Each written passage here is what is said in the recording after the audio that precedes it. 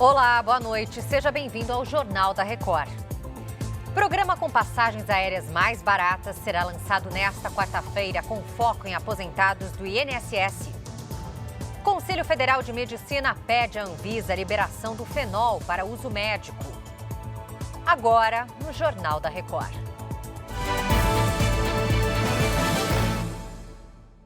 Oferecimento. Agora, a Casa de Investimentos do Bradesco. Foi divulgado nesta terça-feira o vídeo da câmera corporal de um dos policiais que atenderam à ocorrência do acidente que matou um motorista de aplicativo em Guarulhos, na Grande São Paulo. O trecho divulgado mostra a viatura chegando ao posto de saúde, onde um dos envolvidos no acidente está sendo atendido. A agente, que está de passageira, orienta o outro policial. Você pergunta se ele ingeriu bebida alcoólica ou se ele fez uso de algum tipo de entorpecente, se ele faz uso, se ele faz e não se ele fez. O rapaz na maca é Felipe Malheiro. Ele não fez o teste do bafômetro no local do acidente. Você fez uso de bebida alcoólica? Você faz uso de algum entorpecente? Fez nada. Felipe e o amigo Gustavo Moreira foram indiciados por homicídio doloso, quando há intenção de matar, mas respondem em liberdade. No circuito, logo após o acidente, Felipe aparece saindo do lado do passageiro do carro. Primeiro ele disse à polícia que estava dirigindo e depois admitiu que mentiu. Ele fez isso para proteger o verdadeiro motorista que não tem habilitação. O carro que os amigos estavam invadiu a pista e bateu de frente contra o de Edinaldo Mendes, de 41 anos. O motorista de aplicativo foi socorrido, mas não resistiu aos ferimentos. Imagens mostram eles consumindo bebida alcoólica antes do acidente. Em nota, a Secretaria da Segurança Pública de São Paulo informou que está apurando o caso. O Ministério de Portos e Aeroportos vai lançar nesta quarta-feira a primeira fase do Voa Brasil, programa que oferece passagens aéreas mais baratas. Nessa etapa, o foco será para aposentados do INSS. Vamos a Brasília com a repórter Ariane Bittencourt, que tem os detalhes. Oi, Ariane, boa noite para você. Conta pra gente como vai funcionar o programa. Boa noite, Lidiane. A fase inicial do Voa Brasil vai contemplar os aposentados do INSS que não tenham viajado de avião nos últimos 12 meses, independente da faixa de renda. Cada beneficiário terá direito a 2 passagens aéreas por ano, sem que haja restrições quanto aos períodos de baixa temporada, e cada trecho será vendido por até R$ 200. Segundo o governo, as companhias aéreas se comprometeram a disponibilizar 3 milhões de passagens para o programa ao longo dos próximos 12 meses. O Voa Brasil promete ser o maior programa de inclusão social da aviação brasileira. Lidiane. Obrigada, Ariane. Bom trabalho para você por aí. E agora um dado difícil de acreditar. Uma análise feita em tubarões pescados na costa do Rio de Janeiro detectou a presença de cocaína nos músculos e no fígado desses animais. Para os pesquisadores, a droga vem principalmente do esgoto sanitário despejado no mar. A pesquisa foi feita na região do Recreio dos Bandeirantes. O objetivo era avaliar os impactos da interferência humana sobre a vida marinha, como já acontece com vírus e bactérias presentes no esgoto doméstico lançado ao mar. 13 tubarões da espécie conhecida como tubarão do bico fino ou cação-frango, típica da costa carioca, foram analisados.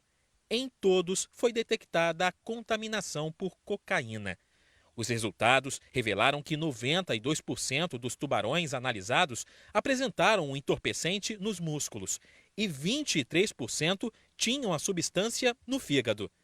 A presença da droga no organismo dos tubarões pode estar ligada ao grande consumo de cocaína no Rio de Janeiro e à urina dos usuários despejada na rede de esgoto que é lançado ao mar. Ela veio basicamente do usuário, que metaboliza, e elimina, e também através dos refinos, laboratórios que vão adentrar no ambiente aquático. Para os pesquisadores, o descarte durante o tráfico de cocaína em grandes embarcações para fugir da fiscalização também pode ter contribuído para o resultado. Segundo a Fundação Oswaldo Cruz, responsável pelo estudo, Essa foi a primeira vez no mundo que pesquisadores detectam a presença de cocaína no organismo de tubarões. A próxima etapa da pesquisa será avaliar os impactos na vida dos animais marinhos e se há riscos para a saúde humana. Isso pode estar alterando, né, a biodiversidade marinha de forma geral e o ecossistema como um todo. Ainda no Rio, a Justiça aceitou a denúncia do Ministério Público e tornou réis as acusadas pelo homicídio do empresário Luiz Marcelo Ormond em maio deste ano. A vítima morreu depois de comer um doce envenenado. Na decisão, a juíza decretou a prisão preventiva da psicóloga Júlia Andrade e da mentora espiritual Suiane Brecha. De acordo com as investigações, a vítima morreu após comer um brigadeiro oferecido pela namorada Júlia. O corpo dele foi encontrado em avançado estágio de decomposição dentro do apartamento em que morava, na zona norte da cidade do Rio, no dia 20 de maio. Ao todo, 6 pessoas foram indiciadas. Ainda segundo a decisão da Justiça, o Ministério Público pretende prosseguir com as investigações sobre outros eventuais crimes praticados pelas duas, que já estão presas. A inteligência da Polícia Rodoviária Federal tem trabalhado para mapear as principais rotas utilizadas pelo crime organizado para transportar drogas. 351 tabletes de maconha escondidos na caçamba de uma picape com placa clonada. A droga havia saído de Mato Grosso do Sul e seria entregue em Minas Gerais. O motorista de 24 anos foi preso. Nos primeiros 6 meses deste ano, a Polícia Rodoviária Federal apreendeu mais de 400 toneladas de maconha em todo o país, um aumento de 72% em relação ao mesmo período do ano anterior. É pelas estradas que o crime organizado transporta boa parte dos entorpecentes. Os trajetos mudam o tempo todo para despistar a polícia, mas a origem e os destinos são bastante conhecidos.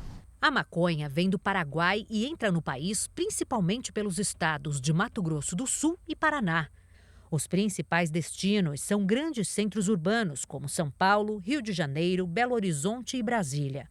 Já a cocaína sai de países como Peru, Bolívia e Colômbia e passa com mais frequência pelos estados de Mato Grosso, Rondônia e Acre. Além de abastecerem os centros urbanos, os traficantes também enviam a droga para a Europa. Por isso, os principais destinos da cocaína são os portos e aeroportos. A enorme extensão territorial do Brasil dá ao crime organizado a possibilidade de traçar diferentes rotas para tentar fazer a carga chegar ao destino. Mas uma coisa é certa, em algum momento a droga transportada vai ter que passar por uma rodovia federal. O grande desafio dos agentes da PRF é descobrir quando e de que forma para fazer a abordagem. São pessoas que estão passando por dificuldades financeiras das mais diversas formas. Dificilmente nós interceptamos os grandes traficantes nas rodovias. Eles ficam nos bastidores desse complexo estrutural do crime organizado.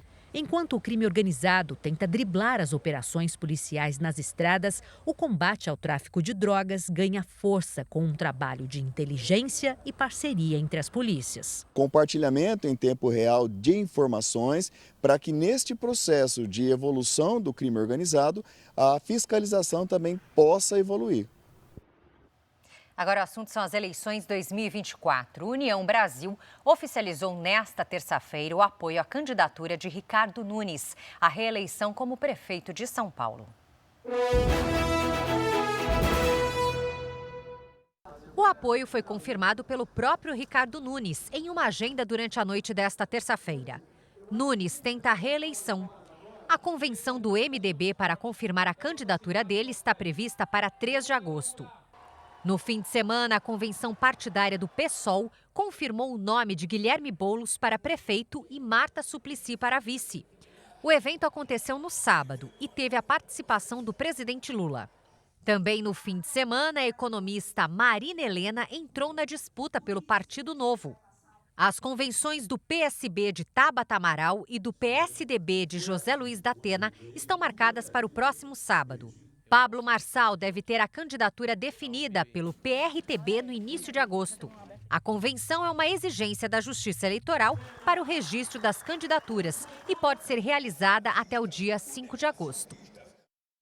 O Conselho Federal de Medicina e outras sociedades médicas enviaram um novo pedido à Anvisa para a liberação do uso de fenol por médicos. O uso de produtos à base de fenol em procedimentos de saúde ou estéticos está proibido desde o mês passado pela Agência Nacional de Vigilância Sanitária. A decisão foi tomada depois que o empresário Henrique Chagas, de 27 anos, morreu durante um procedimento estético conhecido como peeling de fenol. O Conselho Federal de Medicina já havia pedido a liberação do fenol no mês passado. Agora, tanto o CFM quanto a Sociedade Brasileira de Dermatologia e a Sociedade Brasileira de Cirurgia Plástica enviaram um novo pedido com informações técnicas sobre o uso do produto.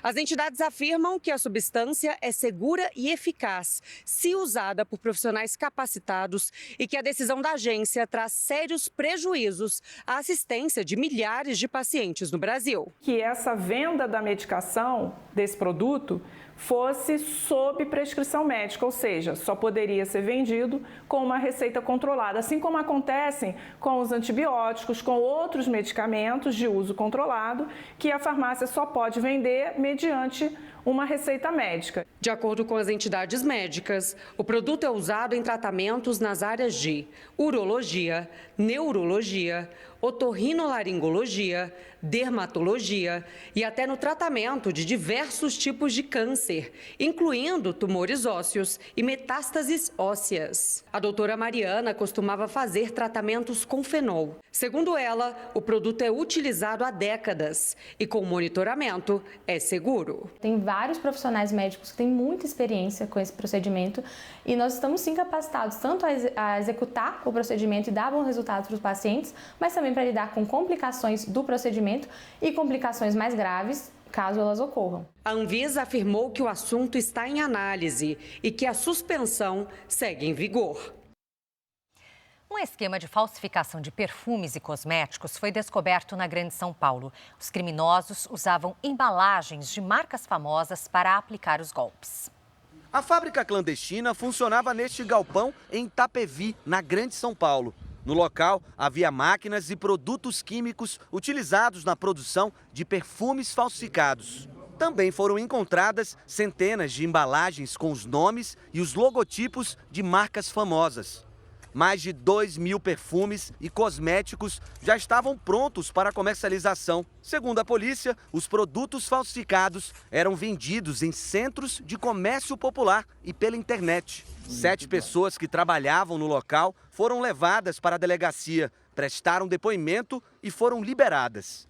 Os 2 homens que seriam os donos da fábrica não foram localizados. Desde o início do ano, mais de R$1,5 milhão em perfumes falsificados foram apreendidos apenas nesta delegacia especializada no combate à pirataria.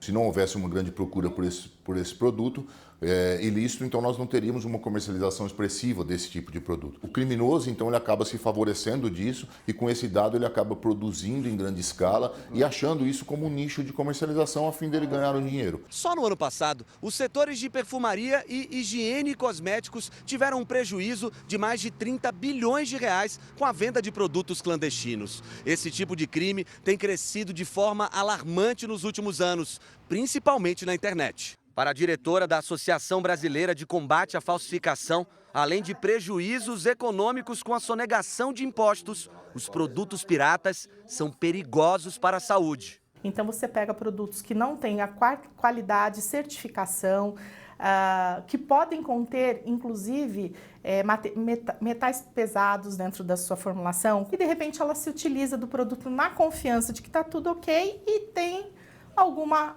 inflamação, infecção, irritação, assadura e numa proporção muito grande, né? Entre os destaques internacionais, o presidente dos Estados Unidos, Joe Biden, vai fazer um pronunciamento na televisão americana na noite desta quarta-feira.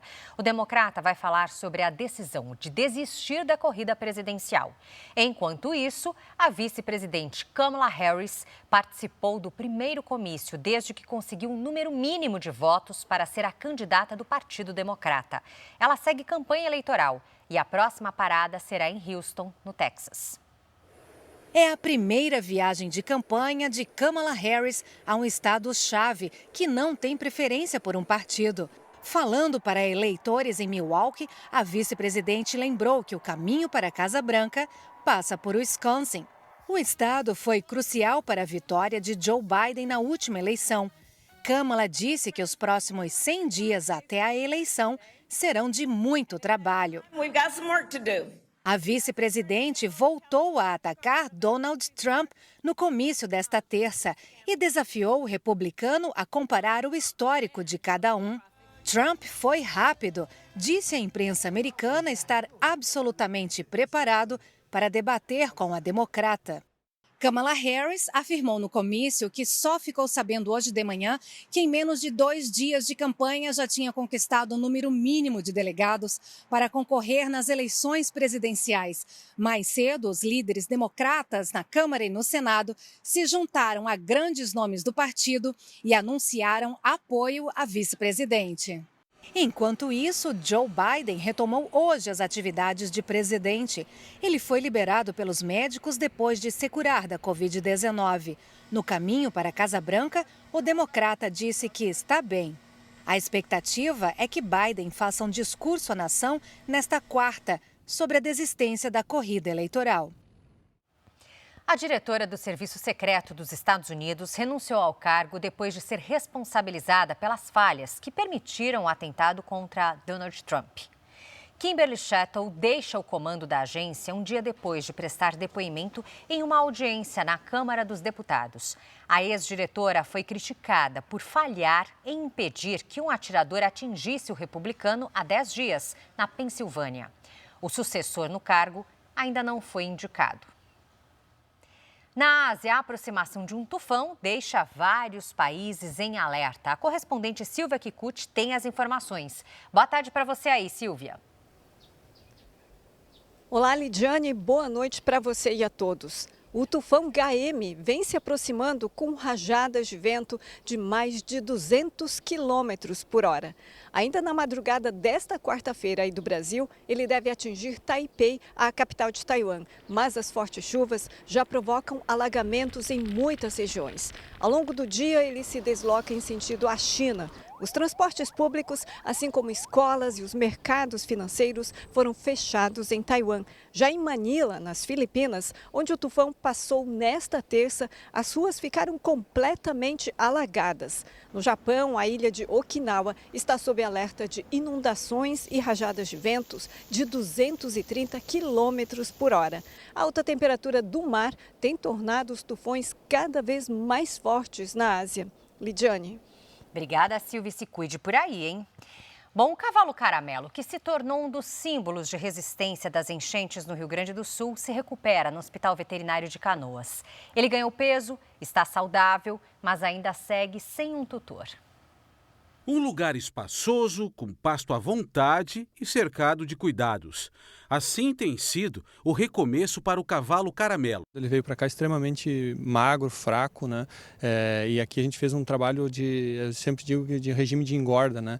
Para restabelecer, foi hidratado, ele entrou em soro, né? O animal é muito dócil. Para os especialistas, esse comportamento colaborou para que ele tenha sobrevivido por 5 dias, se equilibrando no telhado de uma casa cercada pela enchente. Estamos aqui acompanhando o resgate do cavalo. As imagens do resgate ganharam o mundo e Caramelo virou um símbolo de resistência à tragédia. A recuperação do Caramelo é surpreendente. 2 meses após ser resgatado, ele já engordou 40 quilos. Aqui, ele recebeu todas as vacinas, fez exames médicos e foi microchipado.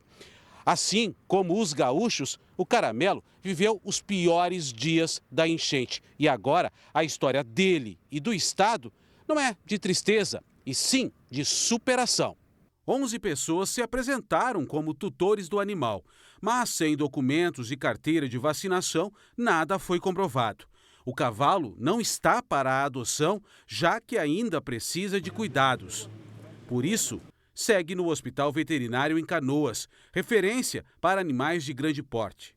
Nos próximos meses, a Justiça deve decidir sobre a tutela do animal.